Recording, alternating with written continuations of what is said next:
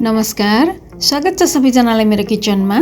अहिले हरियो मकैको सिजन छ, बजारभरि जतासुकै हरियो मकै देखिन्छ। यो सिजनमा चाहिँ हामीले हरियो मकैको विभिन्न प्रकारको परिकार बनाएर खान सक्छौँ। आज मैले हरियो मकैको कटलेट बनाउन लागेको छु। यदि हजुरहरूलाई यो रेसिपी मन पर्यो भने भिडियोलाई लाइक गर्नुका साथै मेरो च्यानललाई सब्स्क्राइब गर्न पनि नबिर्सिनुहोला। यो कटलेट बनाउनको लागि मैले यहाँ 2टा जति हरियो मकै लिएँ। यसलाई छोडाएर यसको बोक्रा अलग गर्ने। त्यसपछि यो मकैबाट यसरी दाना निकाल्न सकिन्छ भने सबै दाना निकाल्ने, तर मकै धेरै नै कलिलो भएको हुनाले दाना निकाल्न अलि असम्भव जस्तो लाग्यो। मैले यसलाई यसरी टुक्रा गरेर काटेँ। त्यसपछि यसलाई चारैतिर घुमाइकन यसरी नै काटेर यसको दाना र खोयालाई अलग गर्ने। मैले अब यो सबै मकै काटिसकेँ, यसको खोया पनि अलग गरिसकेँ। अब यो काटेको मकैलाई एउटा मिक्सीको जारमा राख्ने र खस्रो गरेर यसलाई पिस्ने। धेरै मसिनो नबनाउने। पिसिसकेपछि एउटा ठुलो भाँडामा ट्रान्सफर गर्ने। त्यसपछि एउटा मसिनो काटेको प्याज, 2 चम्चा मसिनो काटेको भेडे खुर्सानी, 2 चम्चा गाजर, 2 चम्चा बिन्स मैले यसमा राखेँ। यो तरकारीहरू आफ्नो इच्छा अनुसार राख्न सकिन्छ। प्याज नखाने भए प्याजलाई स्किप गर्न पनि सकिन्छ। अब यसमा 1 टिस्पुन कोरेको अदुवा, 2टा जति हरियो खुर्सानी, 2 चम्चा हरियो धनियाँ पनि राख्ने, 1/2 टिस्पुन बेसार, 1/2 टिस्पुन जिरा धनियाँको पाउडर, 1/2 टिस्पुन रातो धुलो खुर्सानी, 1/2 टिस्पुन चाट मसला राख्ने, नुन राख्ने आफ्नो टेस्ट अनुसार र अब यसलाई राम्रोसँग मिक्स गरिदिने।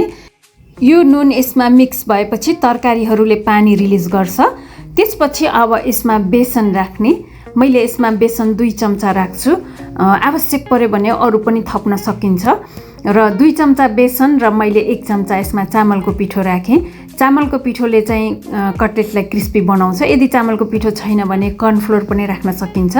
र अब यसलाई मुसेर यसको डो तयार पार्ने। यदि यो अलिक गिलो जस्तो लाग्यो भने यसमा अलिकति बेसन अरू थप्न सकिन्छ। र अब यसलाई मैले मुसेर डो बनाएर राखेँ। अब मैले यहाँ एउटा स्टिमरमा पानी बोइल हुन राखेको छु। मैले चाहिँ इडली पकाउने भाँडा युज गरेको छु।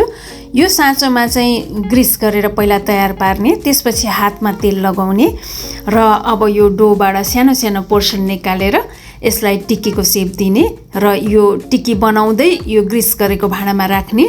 सबै टिक्कीहरू बनिसकेपछि अब यसलाई स्टिम गर्नुपर्छ र अब यो सबैलाई यसरी स्ट्यान्डमा राख्ने। अब यता पानी पनि बोइल भइसकेको छ। अब यो स्ट्यान्डलाई उठाएर यो स्टिमरभित्र राख्ने र यसलाई कभर गरेर 15 मिनट जति यसलाई पाक्न छोडिदिने। यो कटलेट पाकुन्जेल मैले यसको लागि अचार बनाउँछु। एउटा मिक्सीको जारमा 1 मुठी धनियाँ, अलिकति पुदिना, 2टा हरियो खुर्सानी, 5-6 केस्रा लसुन, त्यसै गरी ठुलो चम्चाको 1 चम्चा दही, ठुलो चम्चाको 1 चम्चा भुटेर बोक्रा फालेको बदाम, अनि अब यसमा कागतीको रस र सँगसँगै नुन राख्ने आफ्नो टेस्ट अनुसार। अब यसलाई कभर गरेर यसको अचार बनाउने। अचार पनि अब रेडी भइसक्यो। अब यता कटलेटलाई चेक गरौँ। यो कटलेट पनि पाकिसकेको छ। अब यो स्टेजमा स्टोभलाई अफ गरिदिने र एकैछिन यसलाई यसरी नै खुल्ला राखेर सेलाउन दिने। यो सेलाइसकेपछि यो स्ट्यान्डलाई बाहिर निकाल्ने र हल्का हातले यो कटलेटहरू सबै निकालिदिने। हुन त यो कटलेटलाई बनाउने बित्तिकै डाइरेक्ट फ्राई गरेर खान पनि मिल्छ, तर यसरी बनाएको कटलेट चाहिँ बढी भयो भने हामीले स्टोर गरेर पनि राख्न सक्छौँ। अब यो कटलेट मजाले सेलाएको छ। मैले यसलाई हातैले निकालेँ।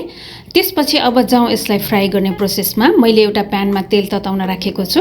यसलाई हजुरहरूले आफ्नो इच्छा अनुसार डिप फ्राई, सेलो फ्राई या एयर फ्रायरमा फ्राई गरेर पनि खान सक्नुहुन्छ। अब मैले यसमा यो कटलेटलाई राखेँ। मैले जति आवश्यक पर्छ त्यति मात्रै राख्छु र अब यसलाई फर्काइ एकदम राम्रो ब्राउन कलरको बनाउनु पर्छ। हुन त यो पाकिसकेको छ, तर यसको कलर यतिको भएपछि अब यसलाई निकालिदिने सबैलाई। अब यो गर्मा गर्म कर्न कटलेट रेडी भयो सर्भ गर्नको लागि। मैले धनियाँ पुदिनाको अचारसँग सर्भ गर्छु र बाँकी बचेको यो कटलेटहरूलाई चाहिँ मैले एउटा जिपलक ब्यागमा राखेर यसलाई स्टोर गरेर राख्छु। यो 2-3 हप्ता मजाले रहन्छ र हुन्छ नि कहिले आफूलाई पनि चटपट खान मन लाग्यो या अचानक कोही गेस्टहरू आयो भने निकालेर यसलाई फ्राई गरेर पनि हामीले सर्भ गर्न सक्छौँ। अब हजुरहरूले पनि एकपटक फटाफट यो हरियो मकैको सिजन नसकिँदै यो मकै लिएर आएर यसरी नै क्रिस्पी कर्न कटलेट बनाएर खाएर हेर्नुहोला। यो एकदमै मिठो हुन्छ। फ्राई गरेको यदि खान चाहनुहुन्न भने हजुरहरूले यसलाई एयर फ्रायरमा पनि बनाएर खान सक्नुहुन्छ, तर एकपटक अवश्य पनि ट्राई गर्नुहोला। भिडियो हेरेर बस्नुभएकोमा हजुर सबैजनालाई धेरै धेरै धन्यवाद। हस् त आजलाई यति नै।